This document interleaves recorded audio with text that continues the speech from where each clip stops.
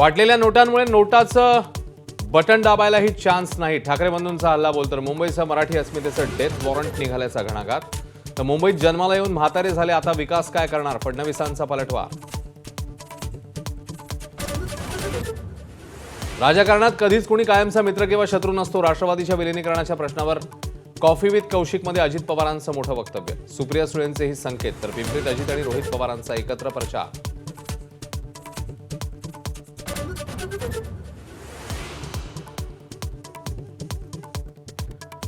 महापालिका निवडणुकीनिमित्ताने पुण्यात मुरलीधर मोहोळ विरुद्ध अजित पवार संघर्ष शिगेला. गुन्हेगार निलेश घायवळ सोबत आरोप सिद्ध झाल्यास राजकारण सोडेन, मोहोळांचं अजित पवारांना खुलं आव्हान. शिंदेची ओळख असणाऱ्या ठाण्यात त्यांना डिस्टर्ब करायचं नव्हतं म्हणून युती. ठाण्यातल्या युतीबाबत मुख्यमंत्र्यांचं मोठं वक्तव्य. तर सातत्याने नाराज होणाऱ्या शिंदेचं मन राखण्यासाठी मुख्यमंत्र्यांची खेळी. ठाकरे बंधूंच्या उद्यापासून एकत्र सभा. नाशिकमध्ये रणशिंग फुंकणार. तर उद्या सकाळी 9 वाजता गौप्यस्फोट करणारा राज ठाकरेंचा माझा कट्टा फक्त एबीपी माझावर.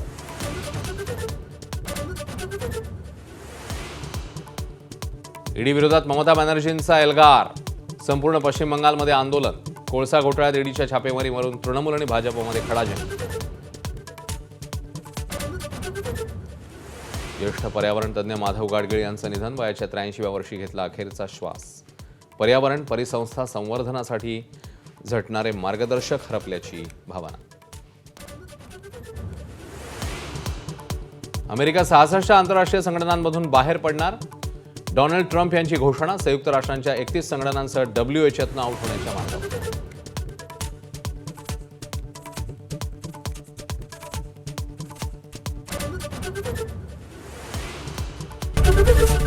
एबीपी माझा, उघडा डोळे बघा नीट.